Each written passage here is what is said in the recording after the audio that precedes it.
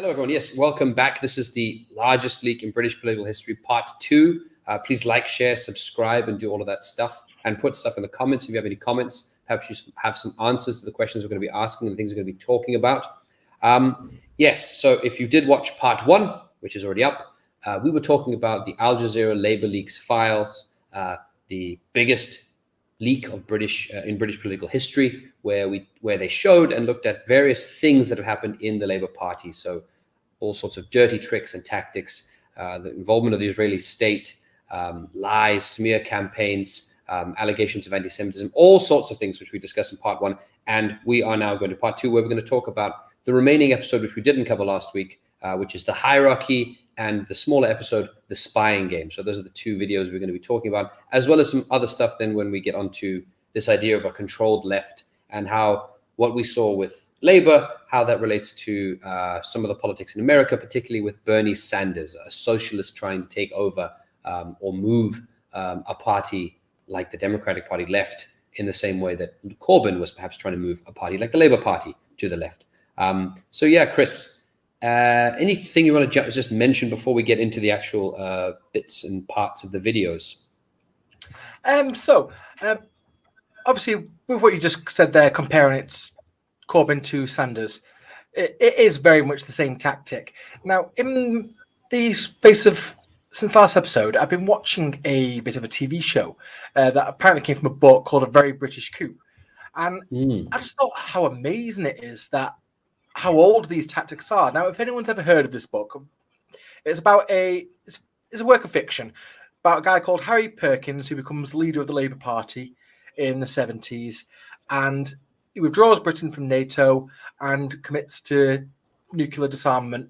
And between the British state media and the Americans, they pull every trick out of the book to discredit and remove this man from power. In the end of the book, it ends with basically the question of the potential of a military coup. It shows like a shadow of a British soldier stood over a polling booth. I just thought it's art simulating reality. It's just amazing how close. Obviously, this was a book of fiction written at this point 50 years ago, and it could have happened in our lifetime in the last Labour leader. It's just amazing how all that matches up. Yeah, and like you said, well, like we discussed last week, the general that was allowed to say if Corbyn comes in, there'll be a mutiny, i.e. a coup. Something that we didn't mention, which I found in a subsequent video, with Corbyn talking about this stuff. So, as we said last week, the British press, the newspapers and main press, have not really talked about this leak, despite it being a massive leak. But Corbyn obviously has made some comments, and I haven't had a chance to look at all of them, but he did mention the fact that there were also British soldiers using him as target practice. There was a video that came out of paratroopers in Afghanistan, I believe, shooting with handguns, pistols, at a target, which was Jeremy Corbyn. There's no doubt about it. I mean, there's a video. You can go watch that video too. So this idea that you're saying of a British coup, Very British Coup, the book, being believable when you see soldiers using the leader of the opposition as target practice, as a picture of his target practice, and you see a general making the statements that he did, then that doesn't actually, it's not that crazy. Not that crazy at all, actually. In fact, barely fiction, right? Yeah, it's crazy how close we actually got to this sort of reality and how normal it all seemed at the time. Yeah. Okay, so let's get into it then. So let's jump into it, as people on YouTube like to say. We've got, one second, hold on, just got to,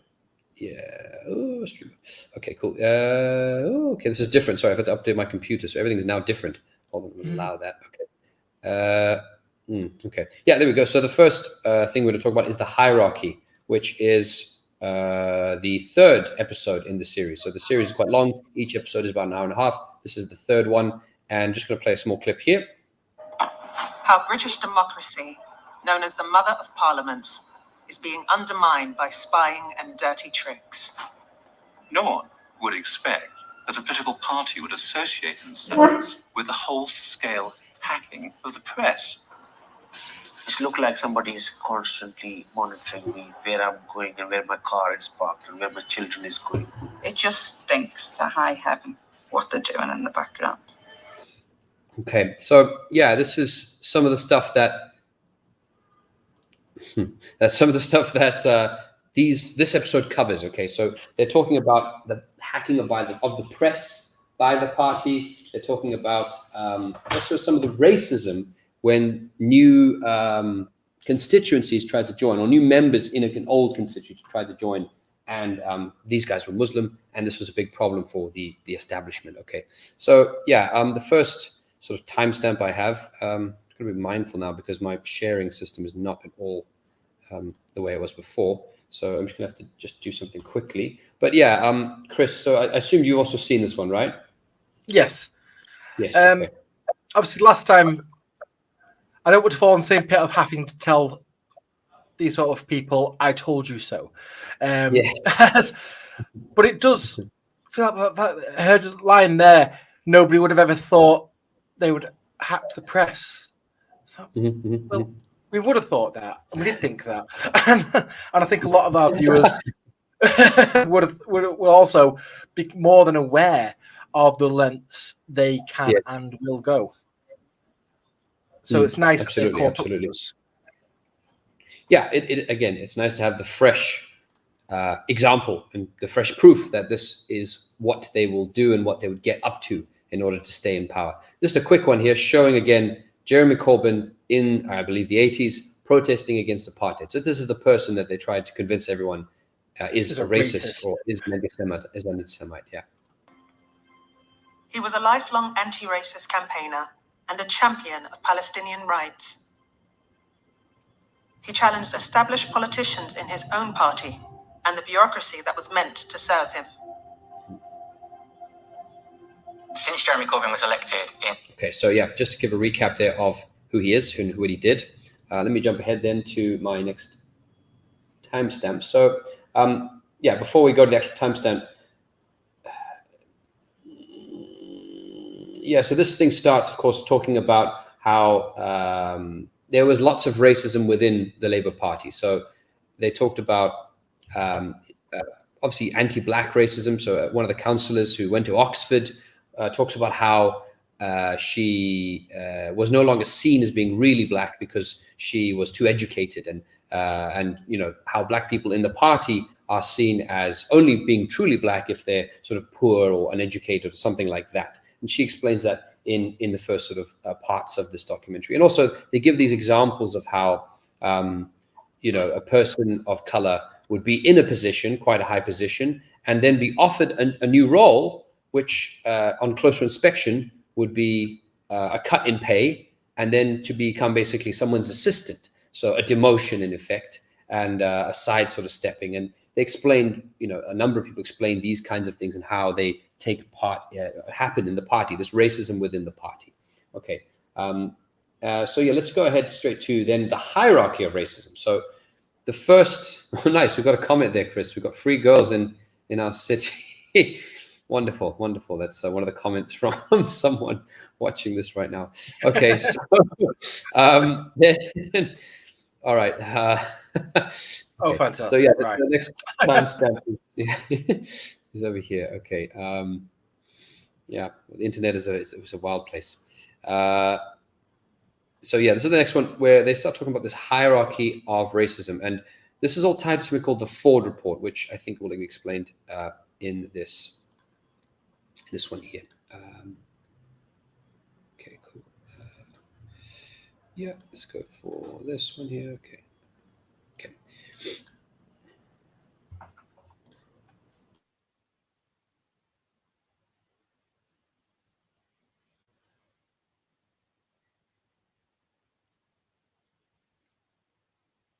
No sound.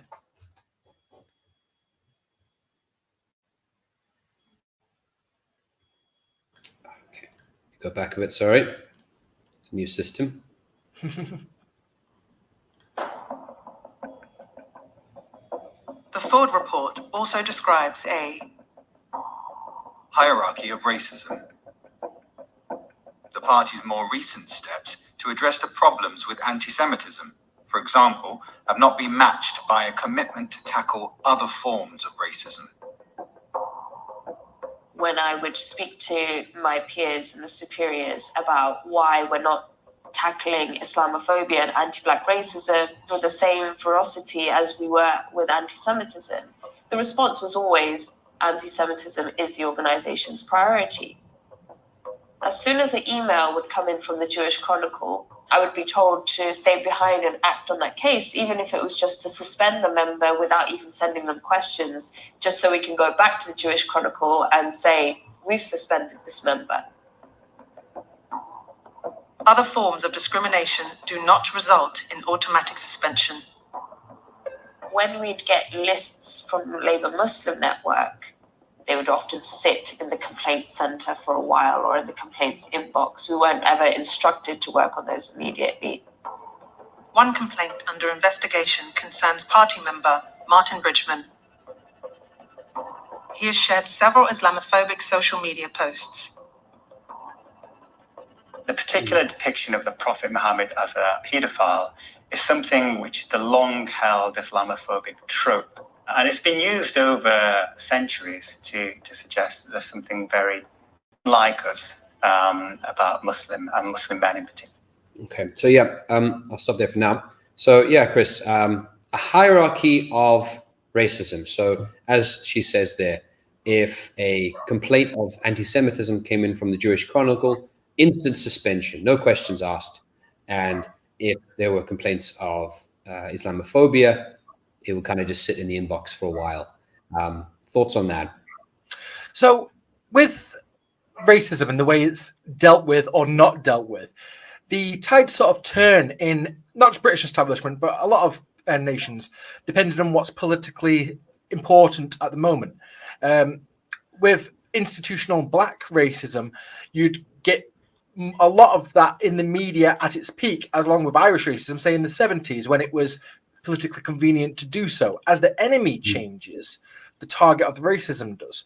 Now, in terms of Muslims, we don't have any important geopolitical Islamic allies the same way that we do Jewish, which is being the state of Israel. Obviously, we have Saudi Arabia, but you basically there's nothing that you can do to say to upset them, because in terms of offense, they are quite thick-skinned, because they care about financial assets more than a nation upsetting their beliefs verbally. In the UK, the Jewish population makes up 0.48% of our population, where Muslims make up 4.4%, which is an incredible difference in terms of percentages. Obviously, when you say something in percentages, it sounds small, but these are huge gulfs of people. So the reason why Islamic racism or Islamophobia isn't acted on in the same way is because there's nothing to gain by protecting them, politically speaking, by these parties. In fact, when you've got an electorate that votes depending on, a lot of the time, immigration issues, which is targeted primarily in nowadays at Islamic countries such as North Africa and the Middle East, it's convenient to not say anything because you want the electorate to vote for you, where we don't have that same relationship with, we don't have an influx of Jewish immigrants coming into the country from these countries. So it's convenient for them to not say anything when there's an influx of Islamophobia and Islamic hate crimes. Hate crimes based at the Islamic community, not crimes committed by the Islamic community. Yeah, no. Good point. I think it's an excellent point you say about how these things change. I mean, if you think about anti-Italian or xenophobia in America, or anti-Irish, as you said, with the IRA and stuff, that these things do change. The sort of discourse on racism and xenophobia changes as conditions change, as new people come in and new problems emerge and new antagonisms come to the fore. Yeah, absolutely. It's like the old racist sign that you'd see very often in old pubs in London back in the day: no blacks, no dogs, no Irish. Yeah, that's it. I said we changed that sign because we started letting dogs in. Yeah, exactly. Yeah, I mean, also there's also this there's that saying that people say that all Muslims are terrorists, and all terrorists are Muslims. Something to do with bombs and how only Muslims do this, like that. But it's very short-sighted, because I was once discussing that with my grandmother, and she said, well, the Irish actually used to be the terrorists, and they used to blow up and stuff, because she's from Birmingham, and that was quite an important thing that they were told and would talk about and would hear. So it does change with time. People forget as well. The racism of the past sometimes does actually disappear too, as the new threat or the new buzzword comes about. Okay. So later in this part here, they also talk about, specifically, there's a guy from the Spectator. He writes for the Spectator, and he published some very anti-Islamic, anti-Islamophobic stuff, saying that they had an unpleasant ideology and dehumanizing them. And because he's a journalist, it took them 2 years to suspend him. So he said this, it was out there for people to see and read for a long time before they did anything. So there's evidence of this hierarchy of racism, that the anti-Semitism was at the top, and other forms of racism weren't as important. And I think to stress here, the anti-Semitism wasn't at the top because I think these people care about anti-Semitism, because they clearly don't care about racism. They clearly are happy to push stuff under the rug if it's politically convenient. They only chose that because it was something that they could get at Jeremy Corbyn with. It was a hammer. Yeah, it was low-hanging fruit. Yeah. So the idea that they actually put anti-Semitism at the top because they cared about it is not true. They certainly did not care about discrimination. They also talked about this report of what do British Muslims really think. So this is a video that came out a few years ago, and the video makes a very good point. They say, if you change those words to Jews, so what do British Jews really think? It sounds outrageous. It sounds, obviously it's something you'd never ever publish. And it was from the BBC, this video. And that individual who made the video was in the Labour Party, and they did suspend him in the end. But then he was allowed to come back. So that's another thing that goes over in that video. But I'm not going to play that stuff there. I'm going to go straight to this community in Newham. So this was quite an open piece of racism by the party, Islamophobia. So basically, you had a new branch, an old branch, but with a new population. So there was, now a Muslim majority population in this constituency, and with Jeremy Corbyn, people thought, actually, this guy talks. We like how he talks. We want to join the Labour Party. We want to be a part of all this energy. We want to, politics. It sounds like something that represents us now with Corbyn. So we want to join up. And this talks about some of the things that happened to them and the way that they were described, and the way that them getting and starting to be involved in politics was described by the rivals to Corbyn. So I'm going to put that in here.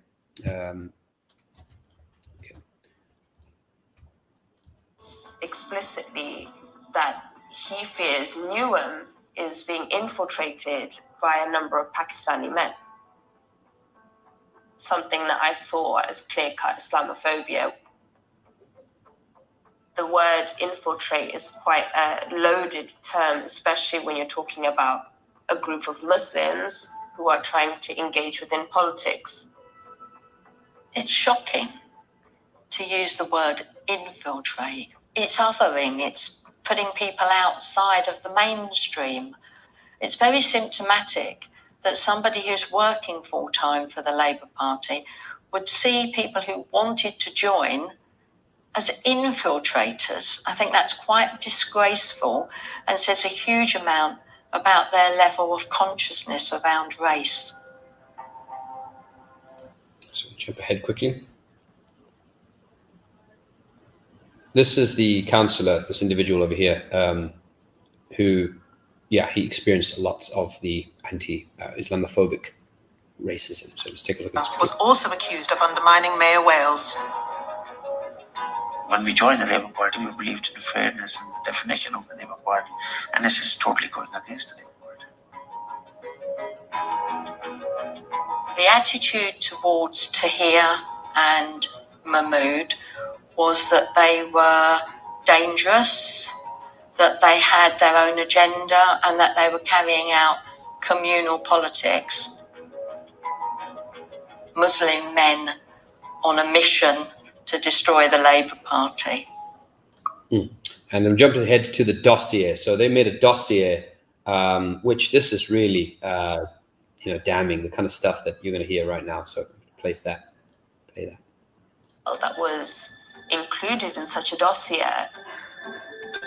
It's a shocking document. It seems to me that somebody actually working inside the Labour Party against ethnic minority.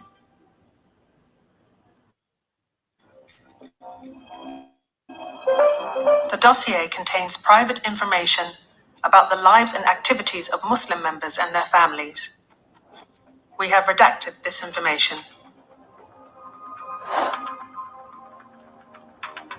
Mahmoud Mirza is registered to vote and is a member of the party at an address in West Ham.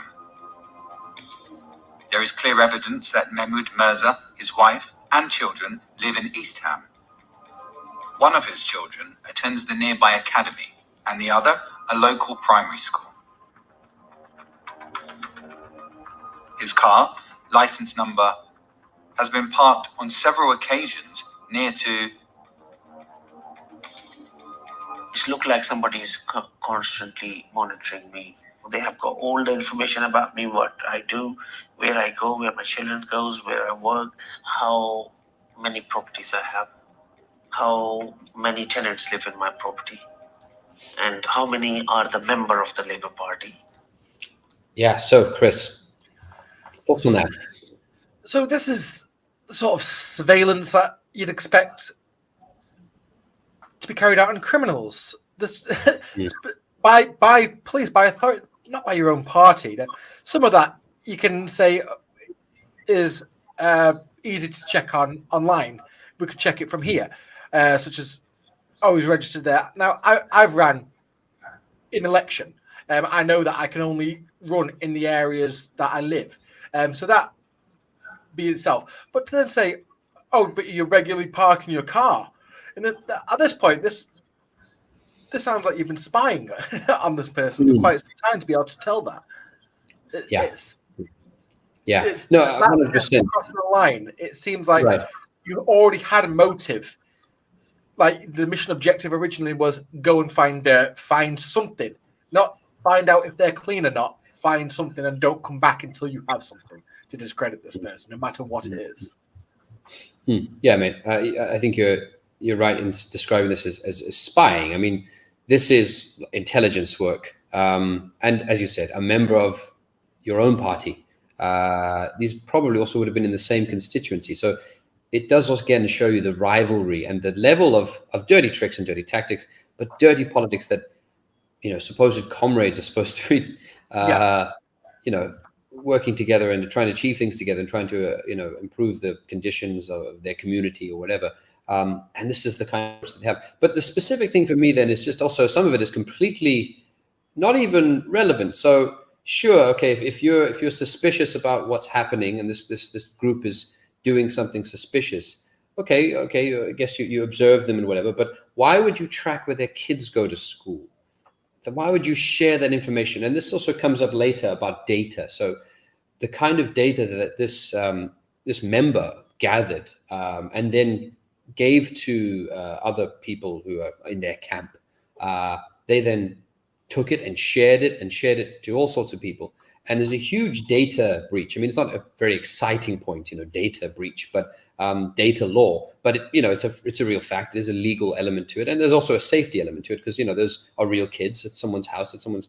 These are real children and real people. So as much as I'm not being exciting, it's almost threatening, isn't it? I mean, like as soon as somebody that you're having some sort of disagreement with says those words like, "Oh, I hope your kids are okay," or something like that, or gives any indication they know where your mum lives, this is threatening subtext. So the fact that they'd even consider that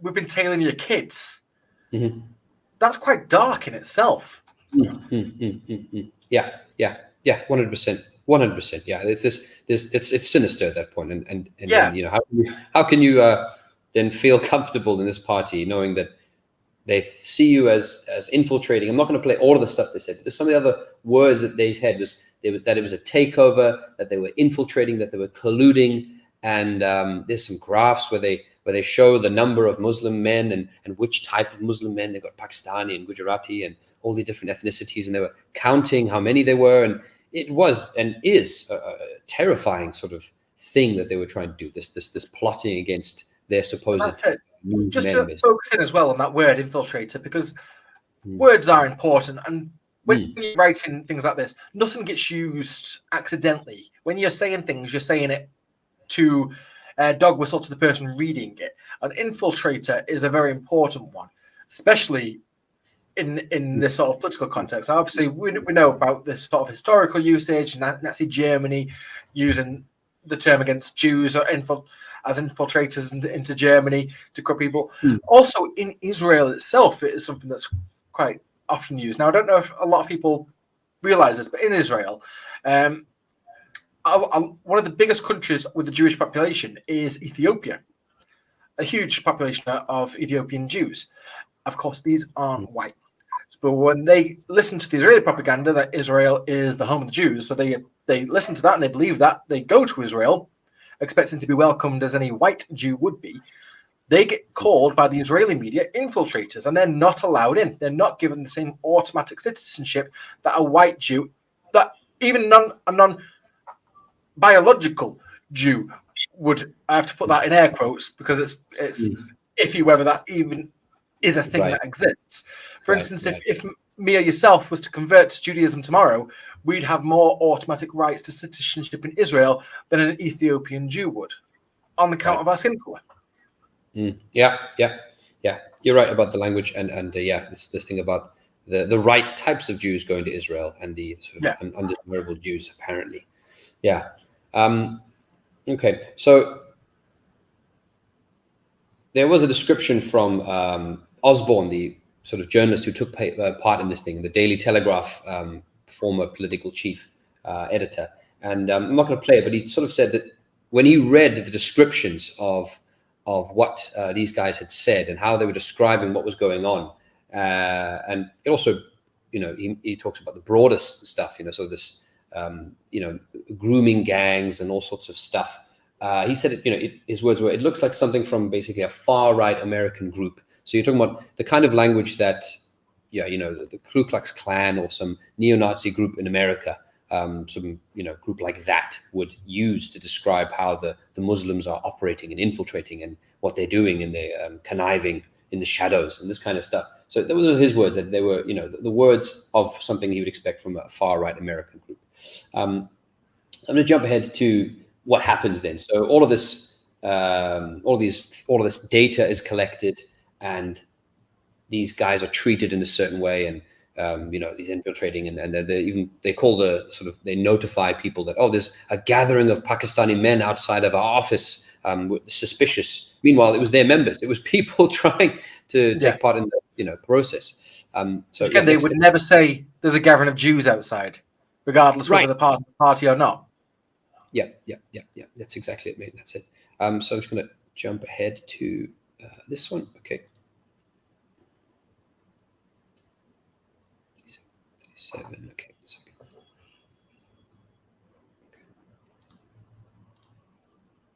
Hours before party members were to vote on selecting candidates, the dossier advises the General Secretary to suspend Newham's Labour parties and its Muslim leaders.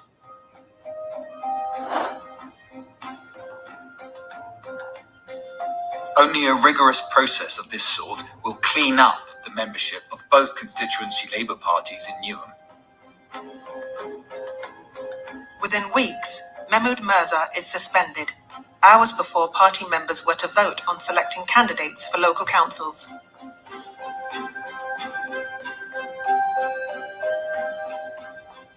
If he hadn't have been suspended, he would have won overwhelmingly.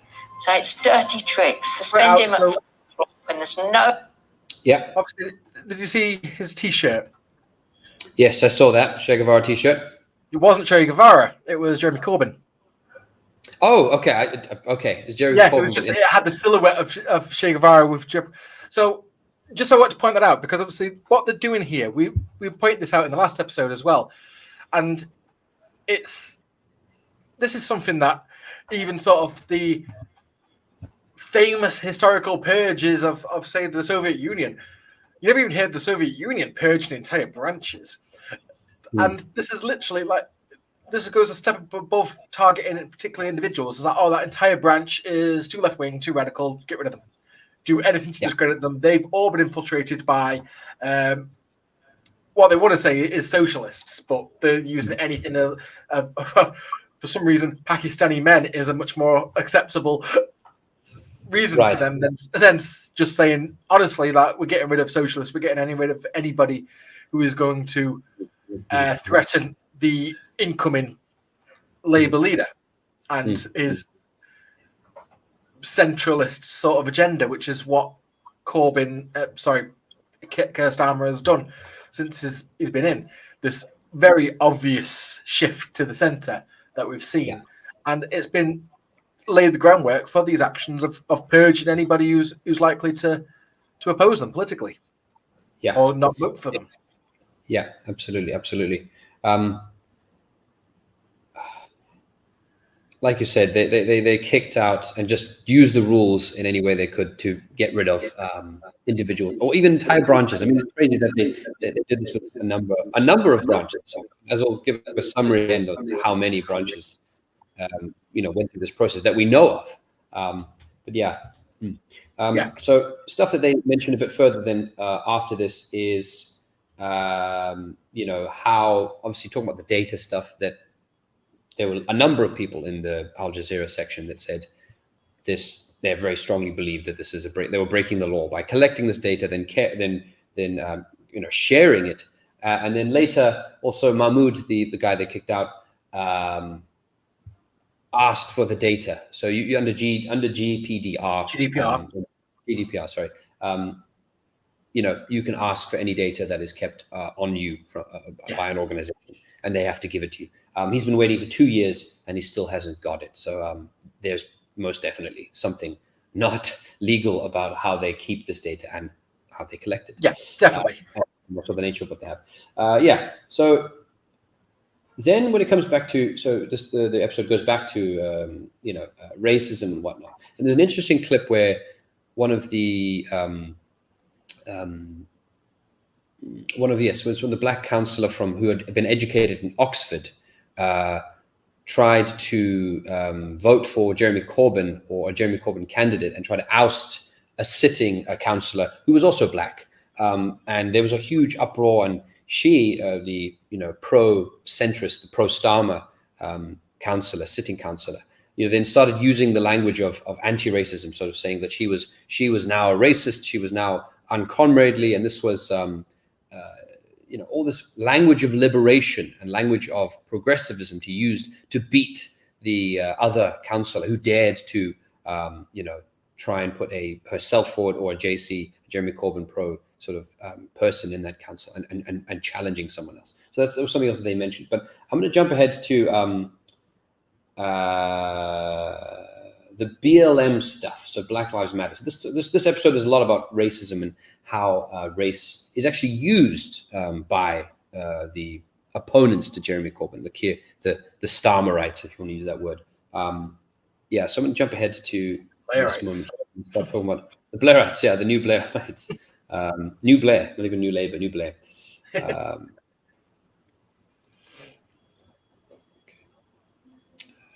Sorry, is that sharing there, Chris? Is that sharing? No. Okay, 1 second. Sorry. Move that. Screen. Okay, cool. Okay. Yeah, 1 moment. Okay. Leader of the Labour Party condemns the completely wrong tearing down of the statue of slave trader Edward Colston in Bristol at the weekend.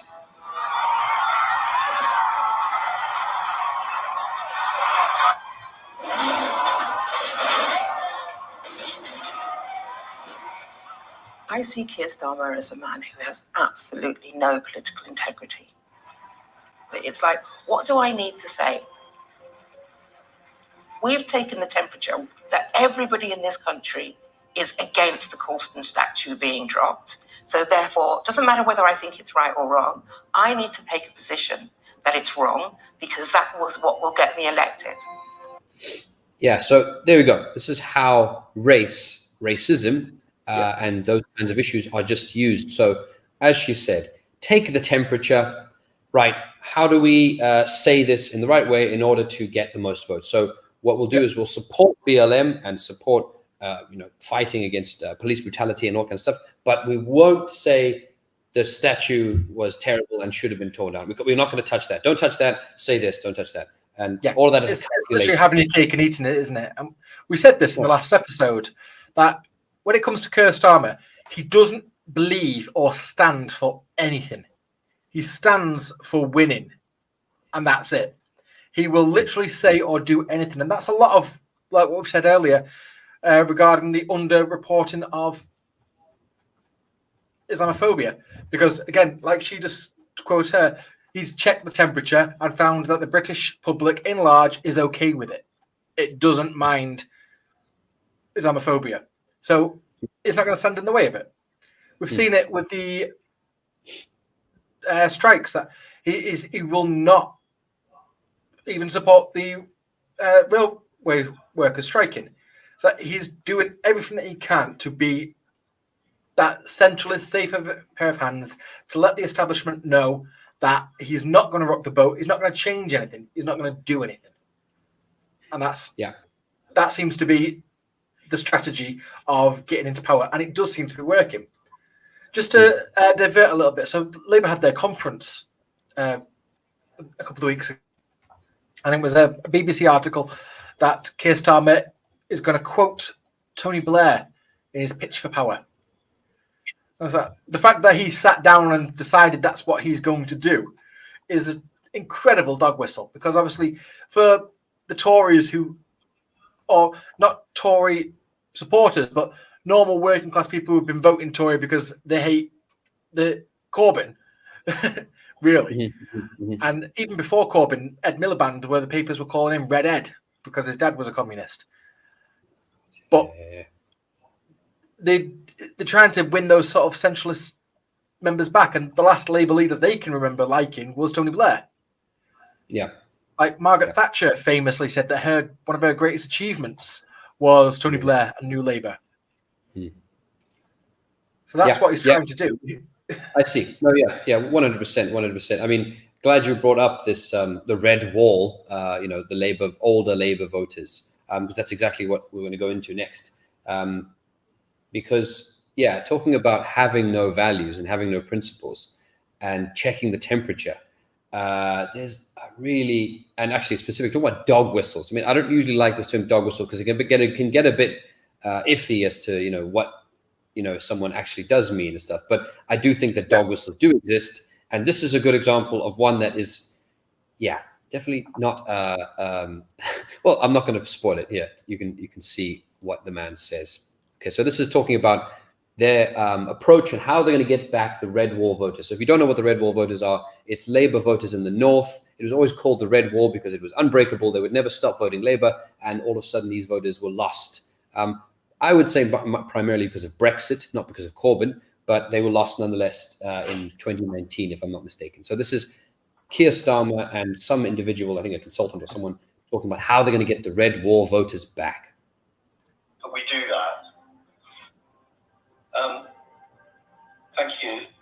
As I said in my presentation, for me, it's of course not the only thing we have to do, but it is the most important thing to do. I don't think we're going anywhere unless we can reconnect here. And it's where we're from, and so it should be what we're about. I've got every confidence we can do this.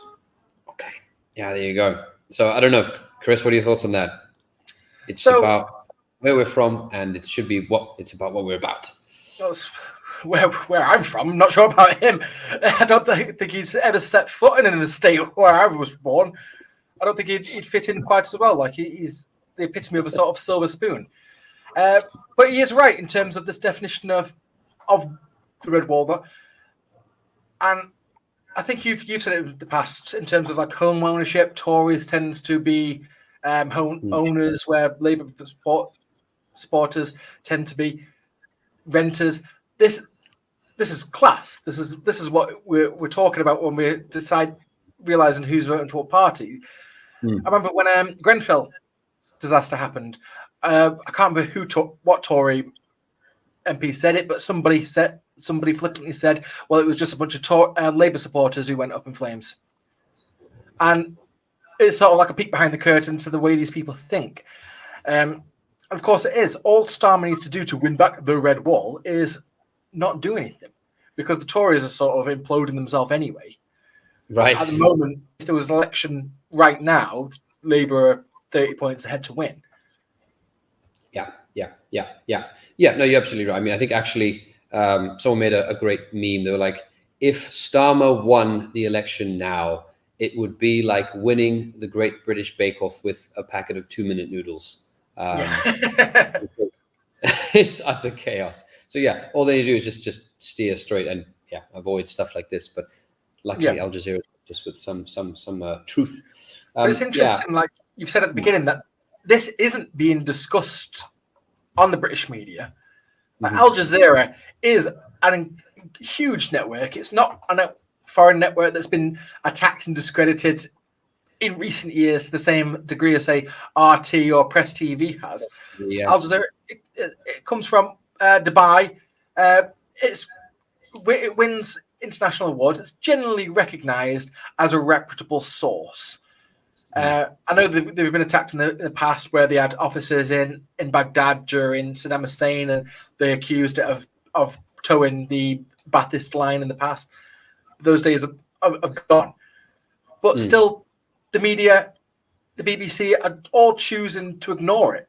If this came out when Jeremy Corbyn was leader of the Labour Party, they would have all reported on it. They would have shut up about it, because it would have been good to attack the Labour Party then, but it's not convenient or politically convenient to do so now.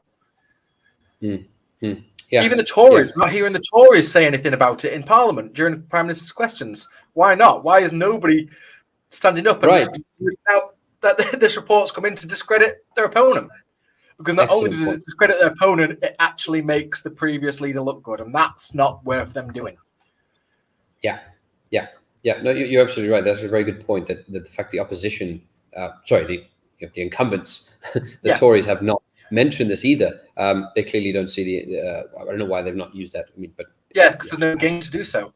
I don't know if many of our viewers, especially the internationals, might not realise the relationship that the Labour Party currently have with Corbyn. But obviously, he's still an MP in Parliament. He's had the whip removed, which basically means that he's in the Labour Party, but he's not an MP acting for the Labour Party. He's effectively an independent, but in the Labour Party and an MP. It's a very bizarre situation, which I can't think of another time where this has ever happened. Right. No, it is a bizarre one. It's very bizarre. I mean, I think we haven't had something like this happen, where you've had essentially a civil war in a party where, and as this has shown, the degree where leaders come in and sacked the last one, kicked the last one out of the party. Massive. So lines that Osborne says, the Osborne who was in this documentary, he talks about sort of how this is, suggests a race to the bottom for bigoted white votes. So I mean, in a sense, what he's talking about, which I would like to say about this, is that it is really sad to see, such a lack of leadership. You're talking about classic sort of, the ability to try and create a narrative that can, go beyond xenophobia. And there's obviously xenophobia and racism is a problem all over the world. In South Africa, we have xenophobia and racism. Everywhere there's all sorts. But it wins elections, and just like what you've said there, a lack of leadership. That's the real sad thing about the people that the leaders in the West that we have, that they're being led by pre-existing public opinion, rather than they should be to be a leader. In my mind, is the one who drives ideas. Leaders like Xi Jinping, who comes up with solutions and ideas and presents them. That's leading. Not this is what the public already think. I will tailor my policies to fit the public's sometimes wrong ideas, which have been themselves driven by a narrative made by the media. Right, 100%. That's exactly what I want to say. Is that this is sort of the opposite of vanguardism. If you talk about vanguardism of taking and leading society from the front, and things like class consciousness and breaking down these sort of racist barriers and racist mindsets. That's what a vanguard party would do. This is what any party should do if they actually call themselves a party that wants to lead. And as you just said, these guys are just checking the temperature and seeing statistically where and how to win. This is how to win under the current climate, regardless of what that means you have to say or what that means you don't have to say. That's what they're doing. They're just, opportunism. They're just trying to seize an opportunity. Complete opportunism. Complete opportunism. Not caring actually whether and how they might push the country a certain way by not choosing to have somewhat unpopular opinions. That's what leadership should be about sometimes. So that sort of brings us to the end of the hierarchy episode. So we'll jump onto the spying game, but the spying game one is much shorter, and it really only centers around one main point, and it relates to Croydon. Okay, so Croydon, if you're not sure or not aware, is in London, a part of London, and there's a newspaper called Inside Croydon, and essentially within the Croydon council, there were massive problems with funding, and there was sort of bankruptcies and whatnot, and there were massive issues. And some of the councillors, Labour councillors within that constituency, felt like they couldn't voice opposition to the guys in charge, and so they started sharing and speaking to the press. Now, bear in mind that speaking to the press is something that all politicians do in all parties, and obviously there's a bit of a line here when at what point are they betraying the party, and how party discipline and all that kind of stuff. I guess in British politics, in American politics, and lots of people's politics, the press and talking in politics and politicians and the press talking to each other is a part of it. So I don't think that's enough to justify what happened. So then what happens? I'll just jump ahead to what the editor of the Croydon Inside Croydon says and of what happened, what transpired. So one moment. At least the beginning of what transpired. Finished working on whatever story I was working on that day fairly late. And I just noticed that there's something not quite right about the email account. Stephen Downes is the editor of Inside Croydon, an online news site that investigates the town's local government, Croydon Council. Turned to my son and said, can you turn the TV down? I think I've been hacked. I couldn't actually get into my emails. I was locked out of my Inside Croydon email account. Unable to check his emails, he turns to Twitter. And then the tweet came through as well. A badly drafted tweet that just basically said to the 12,000, 13,000 followers that we had at the time that councillors Stephen Mann, Robert Canning and Andrew Pelling had been acting as sources to Inside Croydon. I was horrified when I saw that. I was sick to my stomach. So there you go. So they hacked and then used the information to also then use the Twitter. I think I always find that really bold.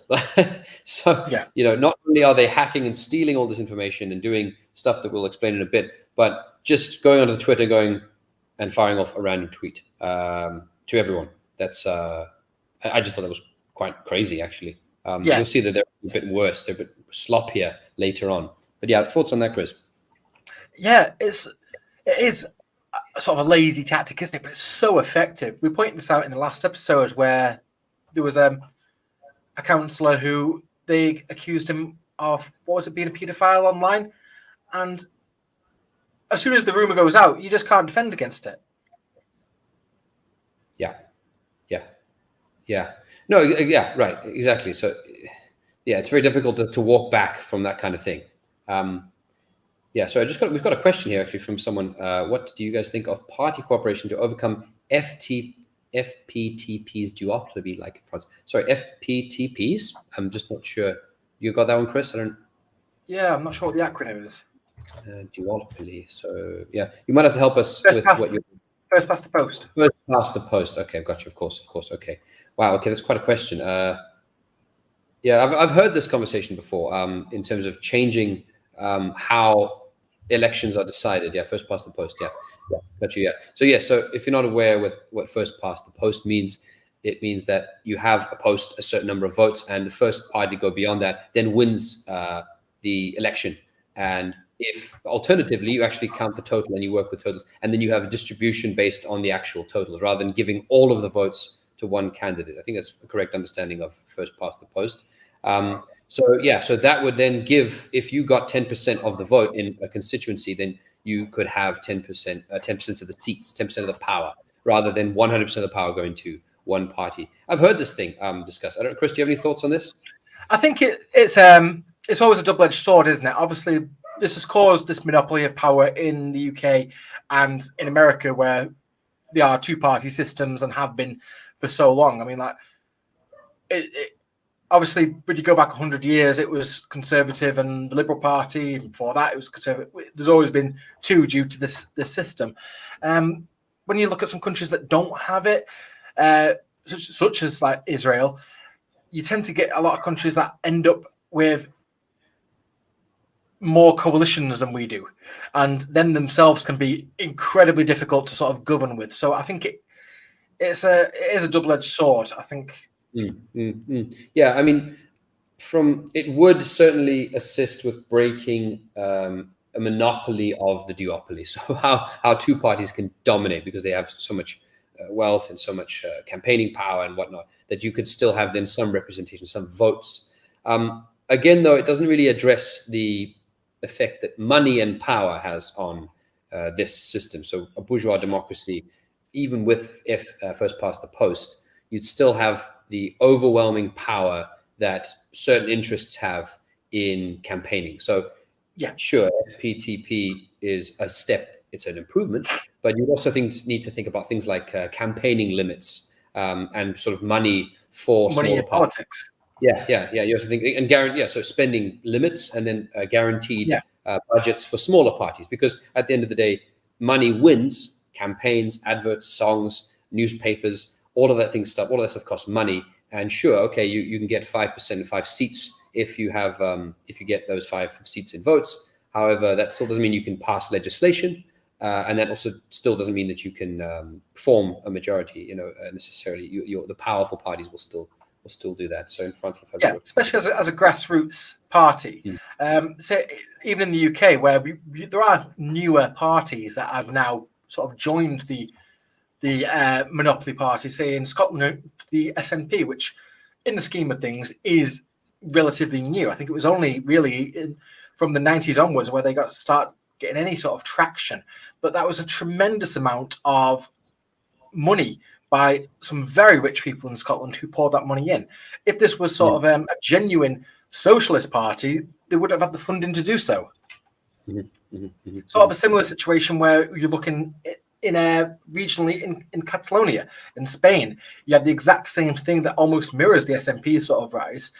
These parties that sort of got big in Catalonia due to the money that was influxed by some of the richest men in Spain who effectively just didn't want to pay taxes anymore.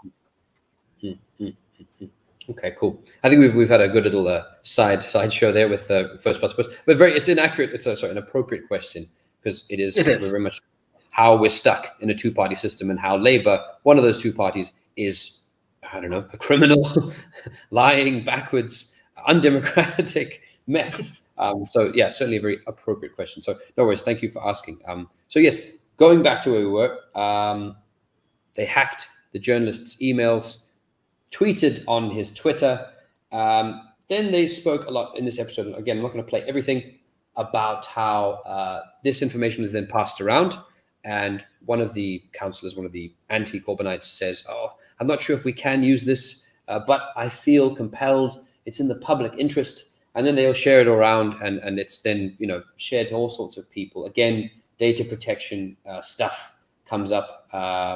But as we saw earlier, they used this information to then purge members of the left. So there was a gentleman that was in this constituency, a lifelong member, very nice man that they interviewed, just a diehard supporter. And he had left-leaning views. He was pro-Corbyn. They kicked him out. They used what they could find in the emails to show that he had, plotted against the party and all sorts of stuff, or whatever the accusation was. It doesn't really matter. They would just make up anyway. Then the new chief whip, so they appointed a new chief whip, and he makes a nice point about Actually, I'm not going to play that. I'm going to play the next one. So the new chief whip actually appointed also said, yes, sure, there is a concern about the public good, and we should consider that. But at the end of the day, these are hacked goods. These are stolen goods. And what these guys were sharing to the press, the original councillors, when they spoke to the newspaper, was stuff relating to the mismanagement of this council, financial mismanagement of this council. So they were doing stuff in the public good. You then hacked and exposed them. This idea of the public good is not going to go well for you. So even this chief whip they appointed said that what they'd done was not defendable, was wrong. So I'm going to play the next point, which is just some of the sloppiness again. And I'm curious to see your response to this, Chris, because I have a certain understanding of what happened here. I'm just going to double check with you. So I'm going to play it now.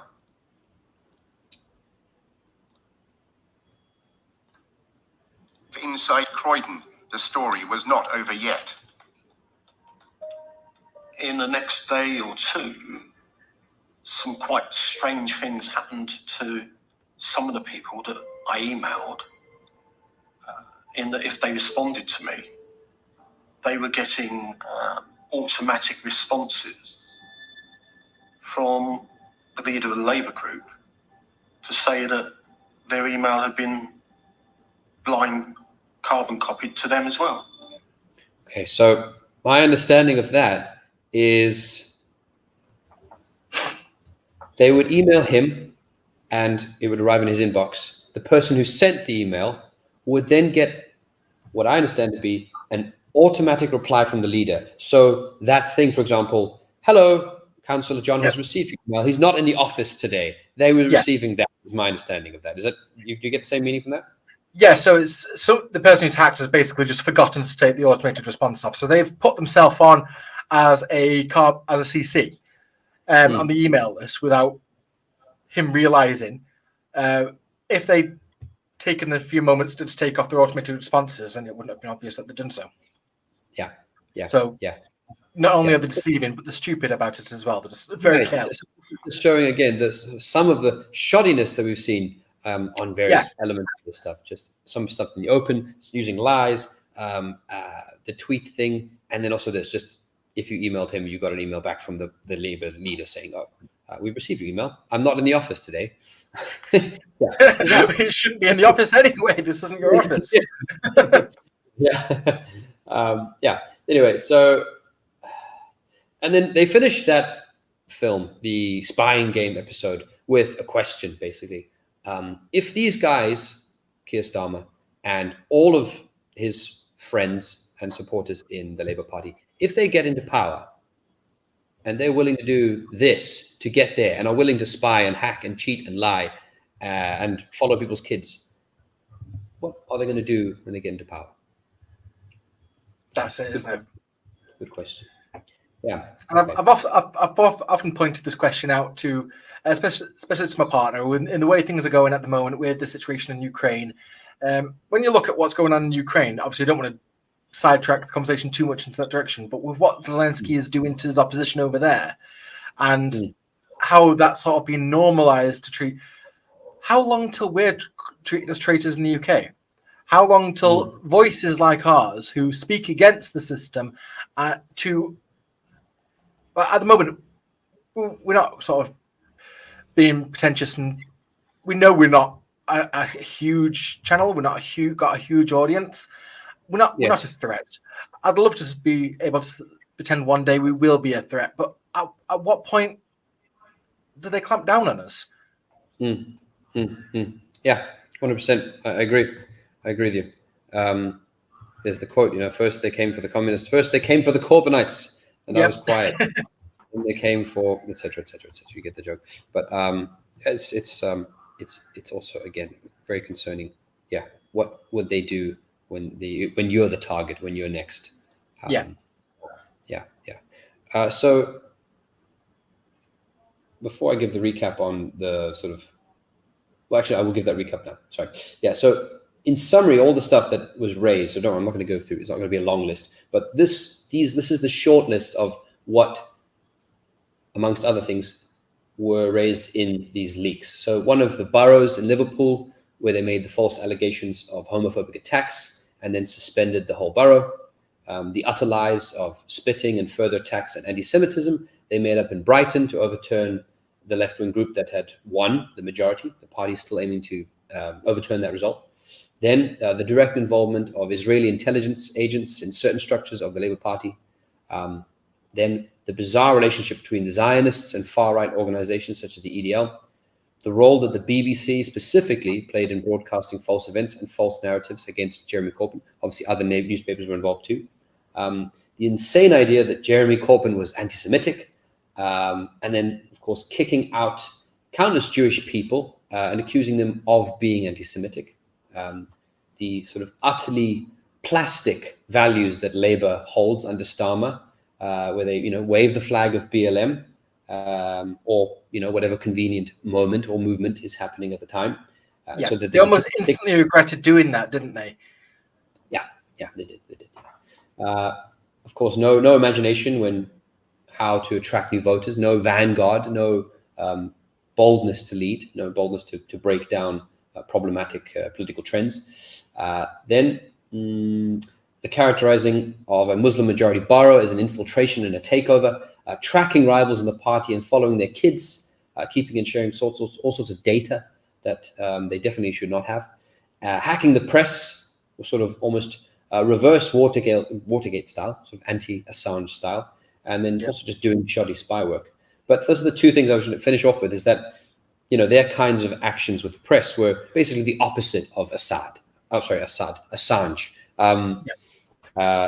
Hacking in order to protect those in power, as opposed to hacking in order to speak truth to justice and all that kind of stuff, power to truth and all that kind of stuff. And their racism being their anti-racism being racist. So having a hierarchy of racism. And these are the two sort of points I finish on in terms of, what these files showed us, along with lots of other things. I think it's just a short summary, or at least my summary of what stood out to me and was, pretty shocking stuff. Very shocking stuff. Chris, I don't know if you want to add anything to the summary of that, because we do have the Sanders stuff, but I'm also conscious of time. How's your time, Chris? Obviously with Sanders, this is an entire other episode. I think it's a lot that's going to mirror, but because it's the same sort of tactics, and so often these are so unimaginative tactics, lazy, just inept. These are some of the most inept spies that we've ever seen. I mean, when you look at some of the when they talk about Putin and what was his name, the man who was poisoned with uranium in London, and himself was absolutely insane. Some of the things that he accused Russia of doing were just insane. But you almost long for competent spies. Like when you watch things like James Bond and the political spy game, where is that? Like we end up with people who leave themselves CC'd into you have got to my political office, like, or Israelis caught on camera saying no, you can only use me, you can only copy my ideas, you can't use me as a source. Like, it's amazing that it's ignored. It's like if you paid attention to this would be one of the greatest political comedies ever conceived. This right. In the vein of In the Thick of It or The Death of Stalin, this is comedy gold. Yeah, absolutely. Well, I mean, on the question, I think we want to see, when you talk about spy stuff, you want to see James Bond, but these guys have done Johnny English. This is very much Johnny. We've got Austin Powers. Austin Powers, John English, just Mr. Bean. Just Mr. Bean, I think is probably better. Yeah. But so since we've got time constraints, we will have to then maybe have to mention the Sanders stuff and talk about Sanders stuff next time or in a different episode, because next week we are going to be talking about the Chinese Congress, the Communist Party's Congress. Big event, very important 20th Party Congress, and we'll be covering that next week. We do have some stuff to say about the Sanders leaks, protestor leaks, and I found some very openly, almost identical links and similarities between what we saw with these leaks and what you saw 6 or 7 years ago with the protestor leaks, which led to Sanders not being elected as the leader of the Democratic Party, and then most likely leading to Trump being president of the US. But yeah, we'll save that for another time. Thank you very much, Chris. It's been good. Thank you very much, Rich. We'll see you And next week. Thank you everyone for watching. Yeah, thank you very much. And thank you everyone who's been watching the comments, or all the comments. And catch us next week. Please like, share, subscribe, all that stuff. And we'll see you next week. Thank you very much. Goodbye, everyone. Bye-bye. Cheers, Chris.